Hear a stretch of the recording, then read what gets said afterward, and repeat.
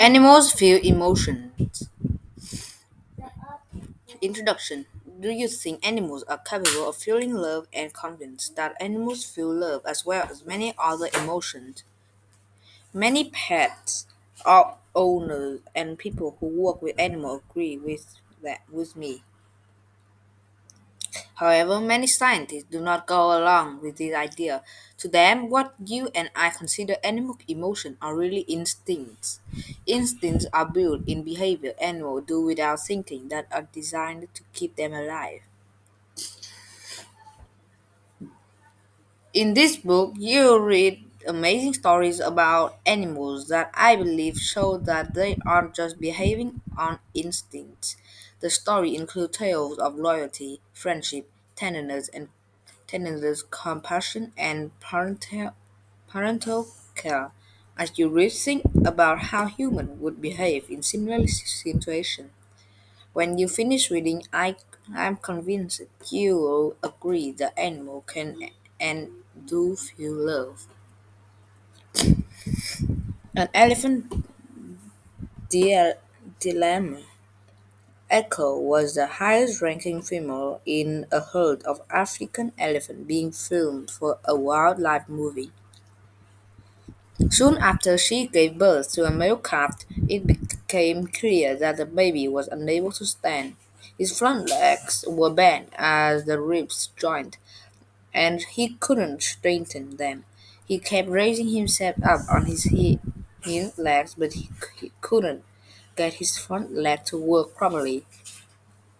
Echo tried to lift the calf with her trunk, but he simply couldn't walk. An elephant herd depends on its head female for leadership. It was soon time for the herd to move on to search for food, but the young calf would never be able to keep up since he couldn't walk. Echo didn't want to be separated from the herd, but she refused to abandon her new son, Eli. Elephants can survive for several days without food and water, but it is a big risk to stay in one place for too long. Echo had to choose between the herd and her son. While the most of the herd left to search for a new watering hole, Echo and her daughter Enid stayed with Ellie. It was hard, and they were soon out of food and water. Echo and Enid managed to move Ellie to a small mud hole to splash themselves and the car with water. Again Echo tried to get Ellie to his feet, but he screamed because he couldn't stand. Ellie was unable to nurse properly. The little guy was soon close to starving. Echo still did not abandon him. Somehow the calf survived for 2 days. On the third day, he started putting the bottom of his feet on the ground and trying to stand up. He kept standing, falling, and trying again. Amazingly, Ellie was eventually able to walk, and the three found and met up with the rest of their herd. The filmmakers figured that the calf was so large that his front legs were locked in an unnatural position while inside his mother. Somehow Echo knew that Eli just needed time to stretch his leg and get them moving properly. His patient, loving mother risked her life to give the calf just what he needed to survive. In my opinion, Echo clearly felt love for her son. Mom and Baby. During the 2004 Asian tsunami, a young hippopotamus named Owen became separated from his mother and was carried far from his home by the ocean waves. A wildlife ranger rescued him and arranged for Owen to be taken to a wildlife park. Missing his mother, Owen found a suitable mom in a 100-year-old tortoise named Z. The unlikely pair are now devoted and inseparable companions. Penguin parenting. Emperor penguin live in Antarctica. which has one of the harshest climates on Earth. In March, these penguins migrate on 100 miles on foot or by belly sliding to their nesting ground. After arriving, the colony huddles together to survive freezing temperature and high winds. Each penguin also chooses a mate.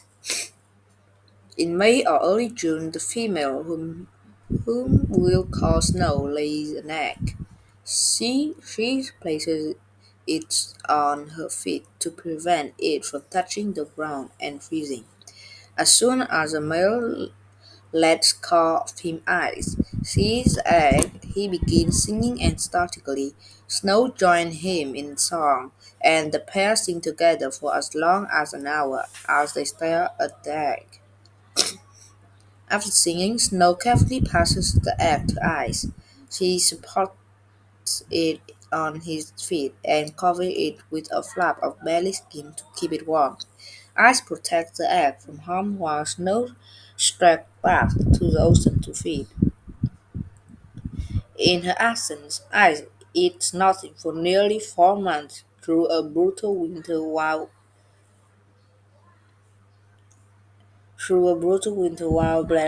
balancing the egg on his feet and barely moving. The egg hatches in August. When Snow returned from the sea, she sings and dances when she located Ice. She is even more excited to hear her chick peeping and quickly take it onto her feet. Ice takes off for the ocean and the promise of a good meal after a long day, hard winter of babysitting. Snow and Ice give new meaning to going the extra mile for the child. During the next few months, Mom and Dad take turns traveling up to 50 miles back to the ocean to feed.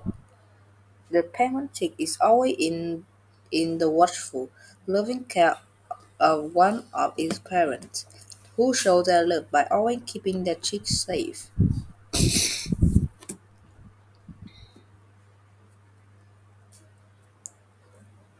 Malamute mates Kobuk and Taika. The two champion Malamute show dogs were a breeding pair enjoying their doggy retirement. Kobuk, the male, was dominant and depending on attention from Anne, its owner. He was quick to make his needs known, whether a belly scratch, a meal, or a trip outside Tycho. The female was much quieter and more passive. If someone tried to pay attention to her, Kobuk would grab the attention for himself. He also insisted on going out the door first for daily walk. If Tycho was in the way, he often knocked her down. One day, Annette discovered a tumor on Tiger's leg and turned out to be malignant. Somehow Kovac knew, and his behavior toward Tiger immediately changed. He insisted on staying by her side day and night, and frequently groomed her face and ear. After Tiger's leg was amputated to remove the sensor, Kovac watched her attentively. Anne could tell Kobe was terribly worried to see Taika suffer. One night Kobe woke up Anne with great urgency. He ran over to Taika and Annie took them both outside. Annie discovered that Taika's belly was swollen and huge. Taika's stomach had filled with air, a condition that can be life-threatening. A visit to an emergency veterinary clinic saved Taka's life, but only because of Kobuk's alert warning. Taka recovered from her surgeries and returned to walk on three legs. Kobuk went back to being his rambunctious self, but only after he had proven his devotion to his beloved mate. A dog with a big heart. Retro was a large gentle dog who came to his owner, Mark Beckov, From the human society, Jethro didn't chase animals, even though that behavior is instinctual the most dark. He preferred to peacefully watch the world around him. One day, Cheryl brought Mark, a baby rabbit that didn't have parents to care for it.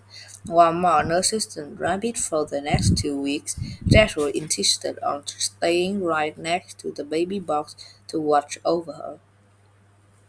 For months after the rabbit was released back into the wild, Jethro would run to the spot where Mark had let the rabbit go, hoping for a reunion with the rabbit whose life he'd been he would save. Conclusion: This book contains just a few of the many inspiring stories of animal love and devotion. These kind of interactions take place all the time in the animal kingdom when people aren't watching. Each interaction provides evidence that animals can and do feel love. The next time you see animals interacting, consider the fact that they are family to each other. Just because they can't speak the word "I love you" as humans do, doesn't mean they don't feel the emotion behind the words. Their loyalty, devotion, and compassion for each other leave no doubt that animals are capable of love.